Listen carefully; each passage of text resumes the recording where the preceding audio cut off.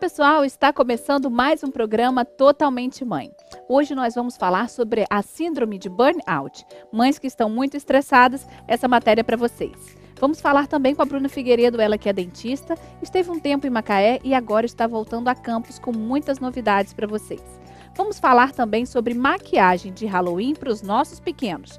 Vamos dar uma passadinha na loja de fábrica da Dorel e logo após a vinheta tem recadinho da Claro para vocês. Então não saia daí porque o programa Totalmente Mãe está começando.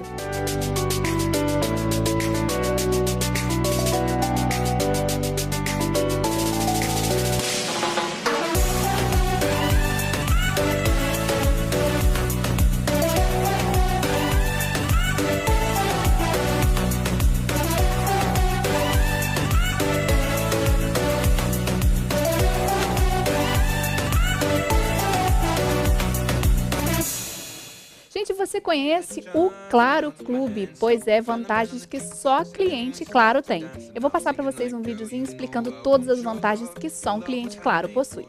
A Claro explica os benefícios do Claro Clube, um programa de relacionamento cheio de vantagens. A cada R$1 pago da fatura, você recebe até 1,5 ponto para trocar por aparelhos ou serviços Claro. E você ainda pode aumentar a sua pontuação se cadastrando no débito automático e na fatura digital. Você também aproveita descontos na 99 Táxis, no Grubster e em diversos sites de compras online. Sem falar no atendimento diferenciado. Junte-se agora ao Claro Clube. Claro, vem ser gigante! E para ser claro, você já sabe, procure o Espaço Claro, que fica na Alberto Torres, número 42, no centro aqui de Campos, bem em frente à Igreja Boa Morte. Não tem o que perder. Claro, vem ser gigante. Pessoal, hoje nós vamos falar sobre a síndrome de burnout. Você já ouviu falar? Essa doença tem acometido muitas mães, muitas mulheres do mundo moderno. E ninguém melhor para falar sobre esse assunto com a gente do que a Nívia Coutinho, ela que é psicóloga e especialista também nesse tema, né, Nívia? Muito bom poder contar com a sua participação, dividindo com a gente aí todo o seu conhecimento. É muito bom estar com você novamente, é sempre um prazer. É sempre muito bom. Mas primeiro vamos explicar para o pessoal o que é essa síndrome. Na verdade, é uma síndrome que nos tempos modernos tem atacado muito as pessoas. E para explicar, primeiro eu preciso falar um pouquinho do estresse. Com certeza. Né? O que é o estresse? O estresse, na verdade, é uma resposta fisiológica. É a forma como o seu organismo reage mediante uma agressão externa. Então, eu tenho um problema e eu vou reagir para lidar com aquele problema. Isso é ruim? Não. Num primeiro momento, isso é até positivo. Nós precisamos reagir diante de dificuldades. Na síndrome, esse estresse é contínuo. A pessoa não consegue simplesmente ter aquele momento de defesa e voltar ao seu estágio normal. Ela vai ter cada vez mais episódios recorrentes de estresse, o que vai levar à síndrome. Nossa. E, no geral, como que essa síndrome ela se desenvolve? Começa com estresse, sim. Mas e como depois ela vai se manifestando? Olha só, geralmente em ambientes que são agressivos de alguma forma. Tem um estigma que a gente precisa falar logo a princípio, que é aquela história, é uma síndrome somente relacionada ao trabalho. Não, é uma síndrome que hoje tem atacado muitas pessoas, especialmente mulheres, mães inclusive. Principalmente. Porque tem a ver com questões do seu ambiente. É uma síndrome que é ligada diretamente ao ambiente que você está. Então, se o ambiente que você está é nocivo de alguma forma, ela pode começar a se manifestar. Geralmente, ela começa com uma hiperatividade. Você está envolvida em N papéis, fazendo 1000 coisas ao mesmo tempo. E daqui a pouco ocorre uma despersonalização. Você começa a mudar.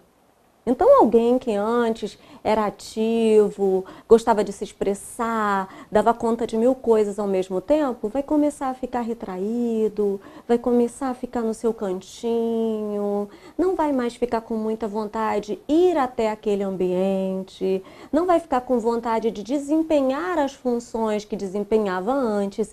E isso vai desde cuidar das crianças até ir ao trabalho. É justamente com aquele ambiente que ela considera que seja perigoso para ela. Então isso é basicamente uma doença do mundo moderno. É uma doença do mundo moderno. Já acontecia no passado, né? Só que hoje, na verdade, nós nos desdobramos e nós temos muito mais exigências.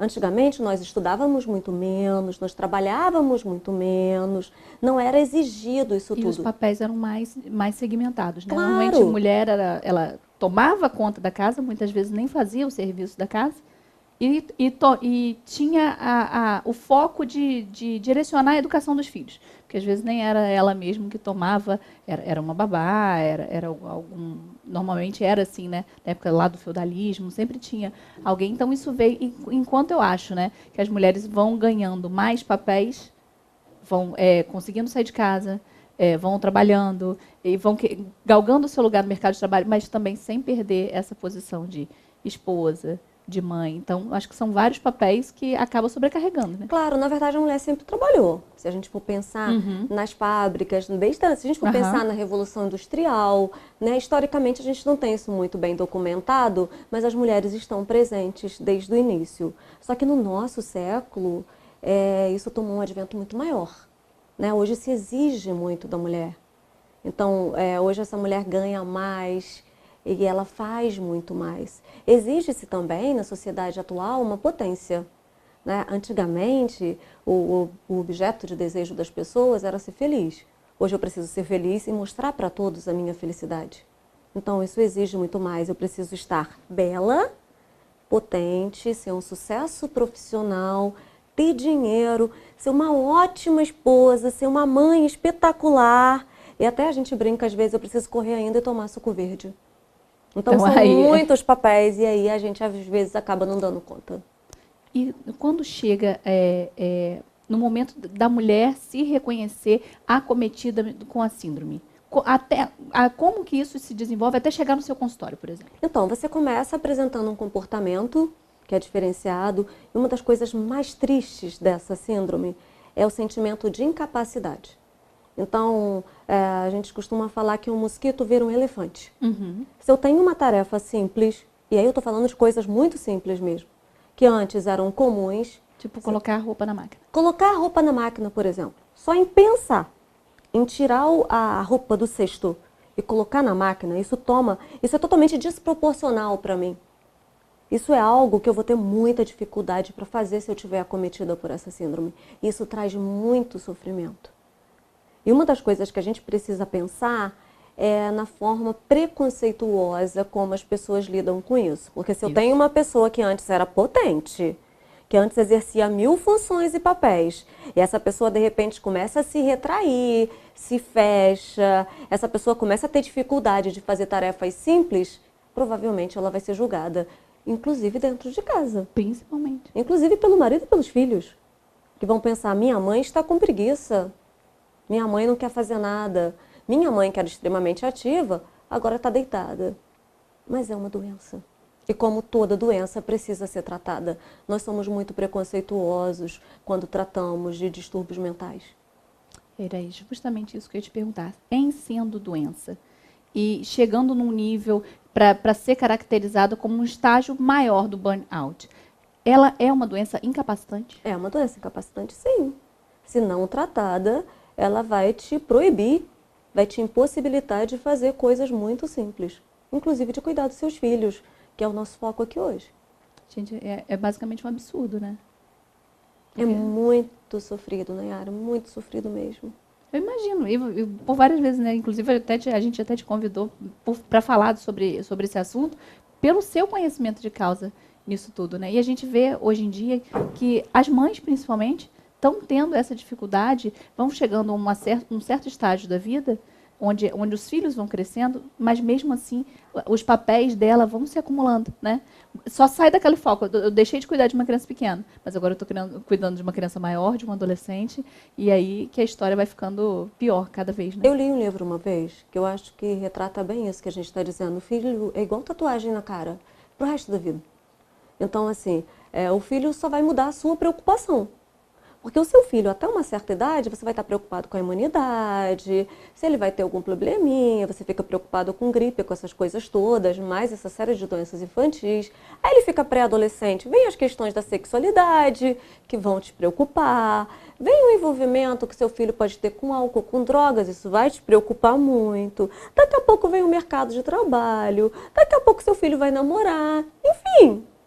E aí é pro resto da existência. Filho não é uma coisa, eu vou ter um filho porque eu tô com vontade de ter um filho hoje. Não tem isso. Filho é para sempre e é uma responsabilidade para a vida inteira. E como é que a gente faz para que as mães não se vejam dentro dessa síndrome? Cuidar de si.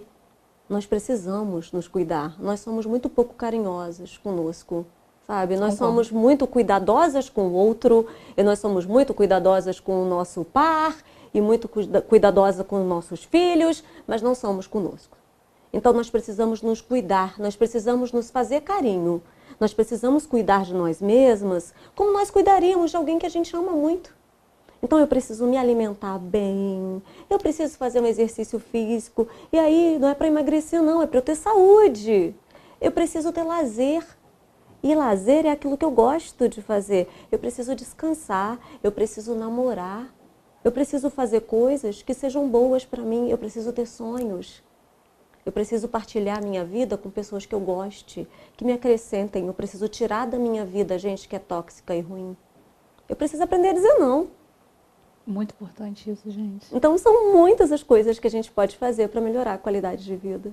Então, olha, Nilva, muitíssimo obrigada por você ter vindo, por você ter abrido a nossa mente para esse assunto, porque muitas vezes a gente tem um certo preconceito até de falar sobre esse assunto, né? Já que a mulher quer sempre estar em primeiro lugar, sempre ser a potência em diversos segmentos da vida, né?